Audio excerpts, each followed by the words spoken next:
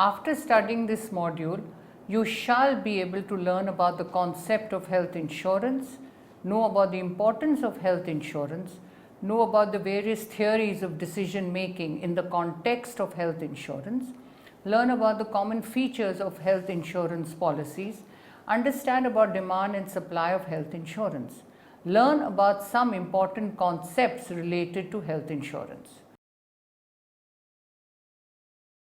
Insurance plays an important role in social protection mechanism by accentuating the effects of exogenous events on which we have no control, such as illness, accident, death, etc. Insurance allows individuals to recover from sudden misfortune by relieving or at least limiting the financial burden. Health insurance in some cases could even mean the difference between life and death. Around 100 million people are becoming poor every year globally. It is due to the high expense on healthcare. People from lower income classes suffer the most. In India, the healthcare cost has become almost unaffordable and has given rise to serious equity issues. Healthcare cost is putting huge burden on the major economies of the world. That is why it has become a major issue. In this context, reducing out-of-pocket expenditure through health insurance coverage and making it universal has become the aim of many governments. Health insurance is any program that assists with the payment for medical expenses, whether through privately purchased insurance, social insurance, or a social welfare program funded by the government. This category includes news on legislation and employer health schemes, HSAs, the uninsured, and changes to health insurance policies. Perceived quality of private and public health care, income and insurance premium are among the determinants of demand for private health insurance.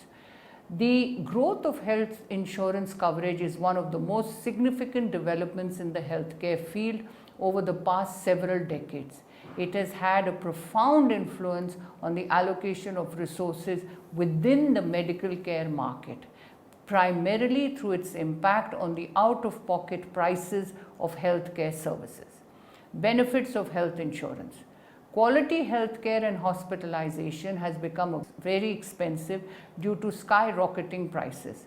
Lethargic lifestyles, lack of exercise, urbanization, and stress have caused large hospitalizations which cost lakhs of rupees. This can seriously consume one's savings or can burden one with huge debt. Health insurance plans help in spreading such a risk to large number of people and hence bring the cost down per person. People who come under insurance cover receive better medical and timely care as compared to others. They have better health outcomes. On the other hand, uninsured people have more fiscal burden on them. Generally, the benefits of expanding coverage are much more than the cost for added services. Safety net care from hospital and clinics improves access to care but does not fully substitute for health insurance. Why should we insure? Theories of decision making in the context of health insurance. Consumer theory. According to this theory, health insurance is a normal good. It assumes that if consumers are perfectly informed, they maximize their utility as a function of consuming various goods given relative prices, their income and preferences. As health insurance is a normal good, it has positive income elasticity of demand, implying that the poor are less likely to insure. An increase in price of a substitute for insurance, such as user fee, is expected to raise the insurance demand, as is the decrease in insurance premium. However, due to uncertainty about the unknown future health, insurance choice is not made based on utility alone, but on consumers' expectation about factors such as health status. Thus, theories on decision making under uncertainty are generally used to describe insurance enrollment. Decision making under uncertainty. Among the theories that analyze decision making under uncertainty are expected utility, state dependent utility, endowment effect, status quo bias, regret and disappointment paradigms, and prospect theory. We will discuss three of these here. expected utility theory. Daniel Bernoulli initiated this hypothesis in 1738. Until the mid-20th century, the standard term for the expected utility was the moral expectation contrasted with mathematical expectation for the expected value, and was formally developed by John von Neumann and Oscar Morgenstern in 1944 in their book Theory of Games and Economic Behavior. Under expected utility, or the EU theory, insurance demand is a choice between an uncertain loss and a certain loss. Uncertain loss occurs with the probability when uninsured, and a certain loss is like paying a premium. The theory is based on the assumption that people are risk averse. They make a choice between taking a risk that has different implications on wealth. While making the choice for insurance, consumers are uncertain about the illness in future and the related financial consequences. Insurance reduces this uncertainty. This certainty allows the insured to reach a higher utility in case of illness than those without insurance. The demand for health insurance demand reflects individuals' choice between risk aversion and demand for certainty, implying that the more risk averting individuals are, the more insurance coverage they will buy. Criticism. Empirical research have shown that the model's prediction of choice behavior is poor. Additional factors like prudent nature or regret considerations need to be included. Individuals' insurance decisions may not only be affected by risk aversion, but also by the access motive of insurance. That is, the gains from the availability of medical care that would otherwise be unaffordable for the poor. This theory is silent about the level of consumers' income and its effect on the insurance choice. Without insurance, the poor would not have enough money and time to save for a costly healthcare procedure. Despite the above drawbacks, EU theory is most commonly used in models of decision making under risk. State-dependent utility theory. It suggests that consumers' utility level and tastes are influenced by their state, such as their health or socio-economic status. Accordingly, people may have different degree of risk aversion, which could influence their insurance decision. Generally, people insure when they're healthy. A healthy person might optimistically expect to remain healthy in the near future, which has implications on the insurance choice. According to Phelps in 1973, the anticipated need for medical care, given the current state and the magnitude of the related insurance payoff in case of sickness, will affect individuals' insurance demand. For example, taking out a health insurance policy is choosing an act whose consequences cannot be anticipated. It depends on the realization of the decision maker's state of health. Prospect theory. This theory that consumers prefer certain losses to actually equivalent uncertain ones, however, is diametrically opposed to the empirical findings of studies that show that individuals tend to prefer certainty only when gains are at stake. When losses are at stake, however, individuals prefer uncertainty. That is, individuals tend to prefer the uncertain loss when given a choice between a certain loss and an uncertain loss of the same expected magnitude. Factors affecting demand for health insurance. The purchase of health insurance is determined by income and healthcare expenditure. These are significant determinants of health insurance purchase. Income has a significant but non-linear relationship with decisions regarding the amount of health insurance purchase. Age, coverage of illness, and knowledge about insurance also affect health insurance purchase decision positively. Number of persons in the family, age, and perception regarding future healthcare expenditure are also considerable factors. Common features of health insurance policies. How is health insurance policies formed? Let us focus on three of the more common features of health insurance policies: co-insurance, co-payments, and deductibles. Many health insurance plans, particularly private plans, have a co-insurance component. Under a co-insurance plan, both the consumer and the insurance carrier pay some fixed percentage of the cost of healthcare. For example, under a plan with co-insurance rate of 35%, the consumer pays 35 cents out of every dollar spent on healthcare and the carrier picks up the remaining 65 cents. Co-pay is a fixed amount you pay for a healthcare services. The amount can vary by the type of services. You may also have co-pay when you get a prescription filled. For example, one may have to co-pay $50 for a doctor's visit and for an emergency room of $300. Many insurance policies have a deductible. Here the consumer must pay out of pocket a fixed amount of healthcare cost per calendar year before the coverage begins.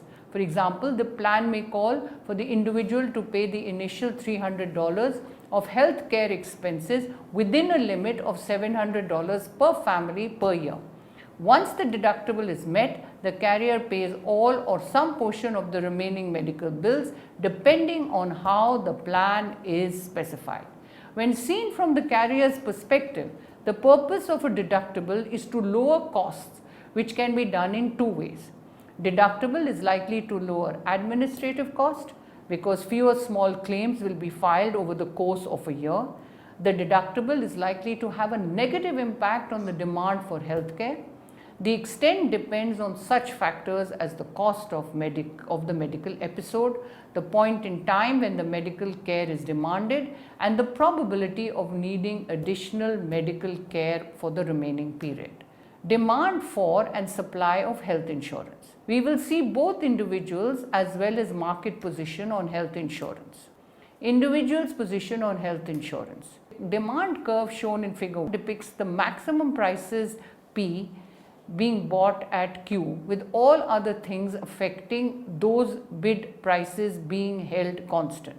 If the person had health insurance that paid, say a fraction X of the medical bill, with X being greater than 0 and less than 1, then the net out of pocket price per unit of health care to the consumer would be only P1 is equal to PO bracket open 1 minus X, which has been indicated by the dotted line in the graph.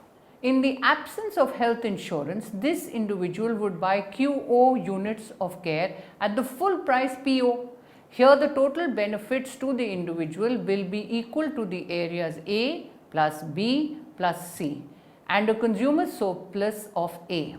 With health insurance, the individual would use Q1 units of care and gaining a total benefit equal to areas A plus B plus C plus D plus E and a total consumer surplus equal to A plus B plus D. In this case, B plus D plus F will be paid by the people who finance the insurance risk pool, a deficit to them, with the individuals paying only C plus E. Here the society as a whole suffers a welfare loss of F. The whole market for healthcare. Let's analyze the situation for the entire market with the help of the figure. It is based on the assumption that there exists a perfectly competitive market for some standard health services. Initially, there is no buyer for it. Also, we assume that the market demand curve represents the marginal social value, MSV curve. Marginal social value can be derived if we array individuals from left to right along the curve. Similarly, marginal social cost curve is nothing but the upward sloping supply curve. The equilibrium in the market will be at a price PE, which is paid by the buyers of care and received by the providers. Except for the marginal buyers, all others have been willing to pay more than PE at the point of intersection of demand and supply. And the consumer surplus is maximum BI price minus PE. The total consumer surplus for all the consumers in this market is equal to area A. Similarly, at PE, only the marginal seller at the intersection of the demand and supply curve just breaks even. All suppliers to the less get paid more PE than their marginal cost of producing care. Their marginal profit per unit is thus PE minus their marginal cost. If we add this up across all suppliers actually selling in the market, the total producer surplus is area B, The total social surplus in this market in equilibrium is the sum of areas A and B. This is maximizing the social welfare yielded by this market. Let us now assume that the government introduces into this market a tax finance public health insurance program under which it pays 60% of the cost of healthcare for some patients, that is the poor or the elderly. Assume the providers of care collect 40% of their bills from the patients and are paid the other 60% by the government program. Let X be equal to the total price received by the providers of health care per unit of care, out of which 40% paid by patients, 60% paid by the government, and P is equal to 0.4 into X, the out-of-pocket price patients pay per unit of care. The impact of this policy on this market is shown in figure 3. In that graph, the vertical axis shows both the total price X producers are paid, half by patients, half by government, and the price patients pay producers equal to P equal to 0.4x. The market demand curve depicts how many units of care patients demand at alternative out-of-pocket prices they pay. The solid upward sloping supply curve depicts the number of units of care that providers supply at different total prices X. They are paid 40% by patients, 60% by government. That curve is still the producer's marginal social cost curve. The dotted upward sloping supply curve shows the units of care providers supply to patients at the out-of-pocket price P patients pay. This curve shows supplier's reaction to the out-of-pocket price P is equal to 0.4x patients pay. The providers know, of course, that they will actually receive X, which is equal to P divided by 0.40 in per unit of healthcare. We see in figure 3 that after the introduction of this health insurance scheme, the out-of-pocket price P patients pay has fallen below the original equilibrium price PE, while the total price X providers receive 40% from patients, 60% from government, which is much above the original PE. The total increase is delta Q, which is equal to QH minus QE. Figure points out that health insurance entails a welfare loss. This is shown in figure the shaded triangle C. Health insurance is inefficient in this sense. We use figure and the standard welfare accounting system in the table below to perform that analysis. Using three groups in society: patients who receive the extra care, 2 the providers of health care who produce the extra care and are paid for it, and 3 taxpayers who have to pay 60% of the total cost of health care used by patients in this market. Let us introduce a public program under which government picks up 60% of the cost of healthcare, redistributes money equivalent surplus from taxpayers to both patients and providers of healthcare.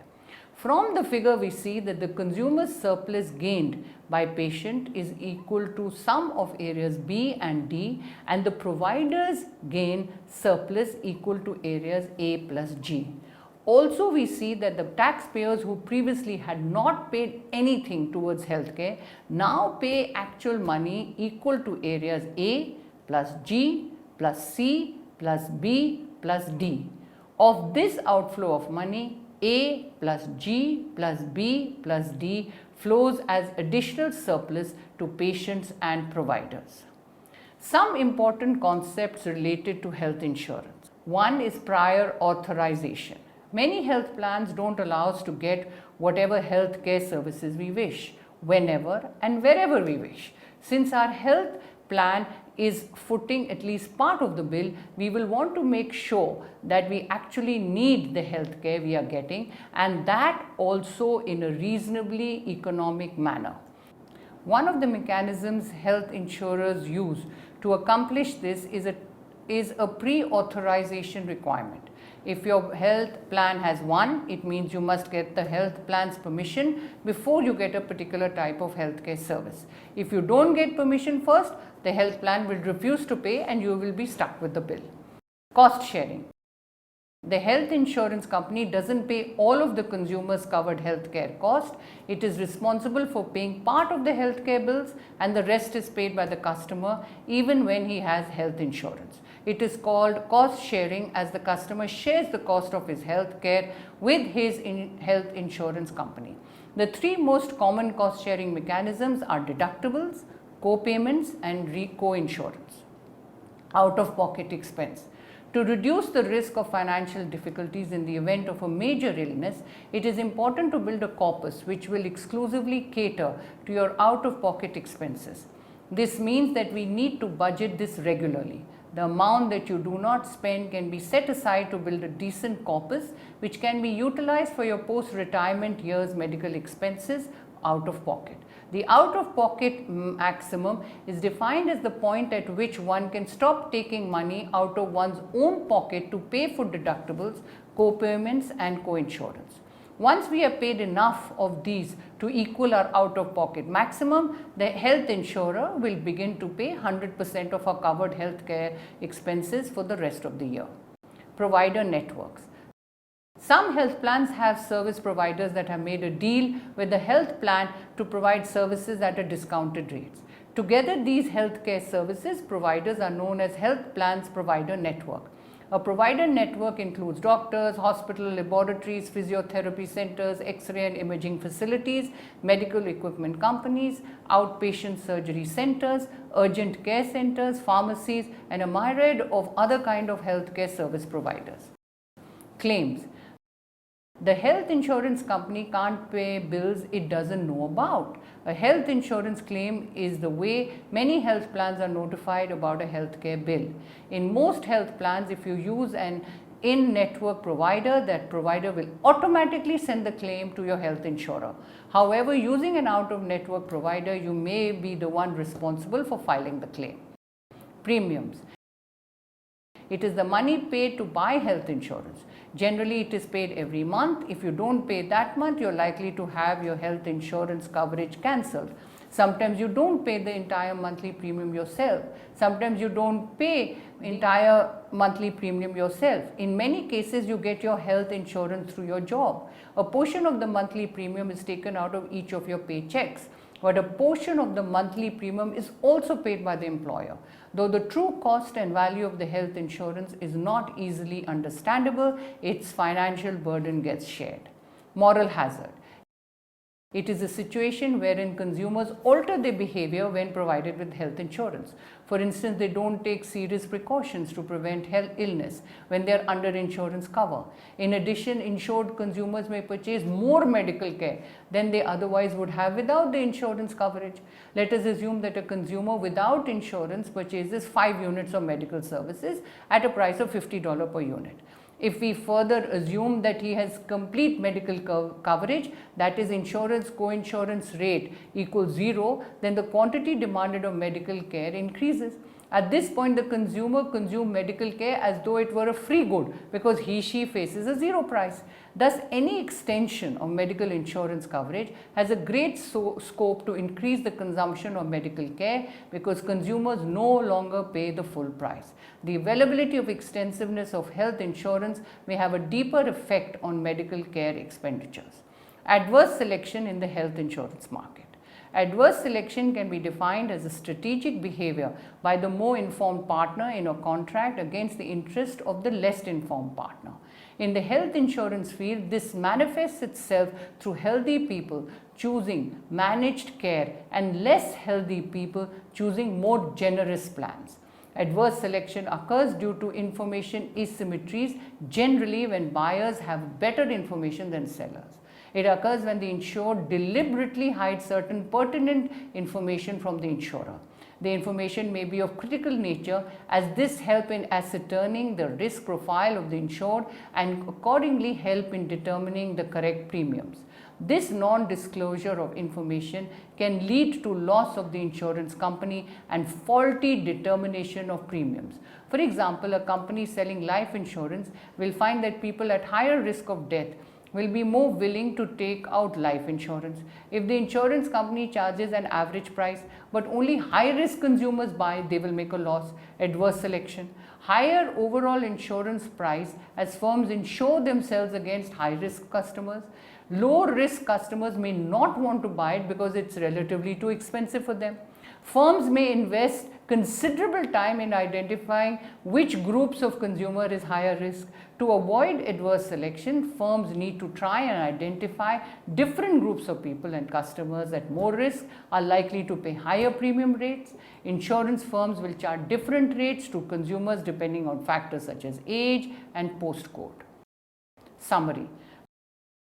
We can summarize the above module as follows. The growth of health insurance coverage is one of the most significant developments in the healthcare field over the past several decades. It has had profound influence on the allocation of resources within the medical care market, primarily through its impact on the out-of-pocket prices of healthcare services. When taken as a normal good, there is an inverse relation between the price of healthcare and demand for it. But if we have health insurance, this price may be much lower than the actual cost of providing you with care. Under most health insurance contracts, the marginal private cost of care to the household is less than the marginal social cost of providing that care. The flow of additional surplus to patients and providers depend upon the demand and supply of healthcare and the type of program under health insurance. Any extension of medical insurance coverage has a greater scope to increase the consumption of medical care because consumers no longer pay the full price. The availability and extensiveness of health insurance may have a deeper effect on medical care expenditures.